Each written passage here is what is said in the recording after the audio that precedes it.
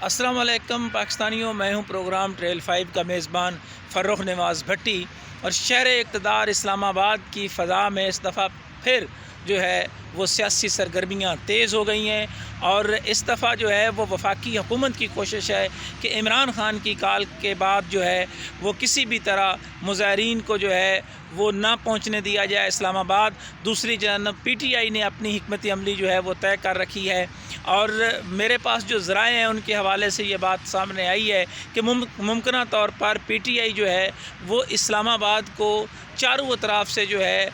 وہ بند کر سکتی ہے، اور جس میں ایئرپورٹ بھی شامل ہے۔ اس حد تک جو ہے معاملات کیوں جا رہے ہیں، اس کی ایک بڑی وجہ جو ہے وہ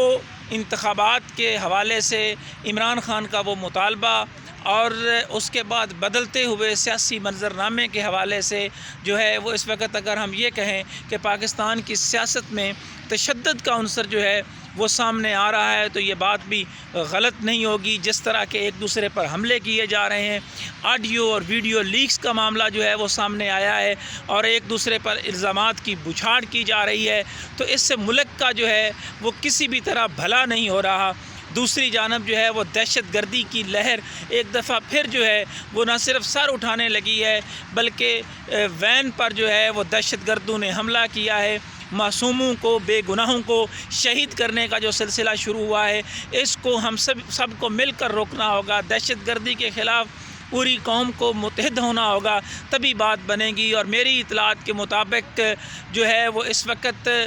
دہشت گردی کے حوالے سے سنجیدہ اقدامات جو کیے جا رہے ہیں سیکورٹی اداروں کے ساتھ ساتھ سیاسی جماعتوں کو بھی یہ کہا جا رہا ہے کہ وہ پاکستان کے سیکورٹی معاملات پر کم از کم متحد ہو کر جو ہے وہ آگے بڑھیں، تاکہ پاکستان کو ایک نئی دہشت گردی کی لہر سے جو ہے وہ بچایا جا سکے، اور ملک کو استحکام کی طرف لے جانا اس وقت کی اہم ضرورت ہے۔ اور میں سمجھتا ہوں کہ اگر ڈائیلاگ نہ کیا گیا، مذاکرات کاری نہ کی گئی، اور کسی بھی مسئلے کا حل جو ہے وہ ڈائیلاگ سے ہوتا ہے اور مذاکرات کاری کا آغاز نہیں کیا جاتا، اور سیاسی معاملات مل بیٹھ کر حل نہیں کیے جاتے، تو اس سے نہ صرف ملک کے اندر جو ہے وہ بے چینی بڑھے گی، بلکہ اس کے اثرات جو ہیں وہ آنے والے دنوں میں سیاست پر بھی پڑیں گے۔ اور مصدقہ ذرائع کے مطابق نواز شریف ابھی وطن واپس نہیں آ رہے، وہ وہیں پر بیٹھ کر جو ہے وہ سارے معاملات کو دیکھنا چاہ رہے ہیں۔ نئے آرمی چیف کی تعیناتی کے بعد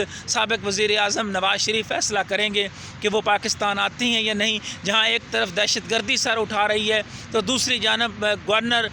سندھ کی جو تعیناتی ہے اس کے حوالے سے سوالیہ نشان سامنے آئے ہیں کہ مبینہ طور پر جو ہے وہ ماضی میں اس شخص پر، ان پر جو صاحب اس وقت وفاق کی نمائندگی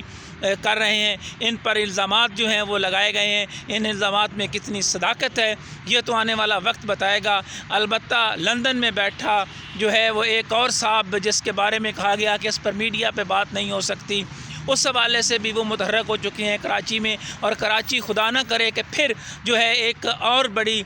جو ہے وہاں پر جو ہے وہ لہر دہشت گردی کی، اور وہاں پہ جو ہے وہ غیر یقینی صورتحال سے جو ہے وہ کراچی دو چار ہو۔ تو اس وقت سب کو مل بیٹھ کر سوچنے کی ضرورت ہے، اور آنے والے جو ہے وہ چند دن، بلکہ اگر یہ کہا جائے کہ آنے والے جو ہے وہ 20-25 دن انتہائی اہم ہے پاکستان کی سیاست میں۔ اب سیاستدانوں کو یہ سوچنا ہوگا، اور یہاں کی اشرافیہ کو یہ سوچنا ہوگا کہ اب وہ اور اس ملک کے لوگوں کا کتنا امتحان لیں گے۔ اور مہنگائی، بے روزگاری کے معاملات اپنی جگہ پر موجود ہیں، کسانوں کے حوالے سے ان کو ریلیف نہ دینے سے فوڈ اینڈ سیکورٹی کا مسئلہ جو ہے وہ سامنے آ سکتا ہے، اور اس معاملے پر سنجیدہ کوششیں کرنے کی ضرورت ہے۔ اگر یہ کوششیں نہ کی گئیں تو پاکستان ایک اور بحران میں جو ہے وہ چلا جائے گا، جس سے بچنے کے لیے اگر بر وقت فیصلے نہ ہوئے تو اس کا خمیازہ پھر 22 کروڑ عوام کو بھگتنا ہوگا۔ اشرافیہ پھر جیت جائے گی، ہار عوام کا مقدر بنے گی۔ تو اس پر پاکستان کے 22 کروڑ لوگوں کے حوالے سے پاکستان کی اشرافیہ کو کم از کم اب ضرور سوچنا چاہیے۔ انہی خیالات کے اظہار کے ساتھ پروگرام ٹریل 5 کے میزبان فرخ نواز بھٹی کو کوفہ مزاج شہر اقتدار سے اجازت دیجیے۔ اللہ حافظ۔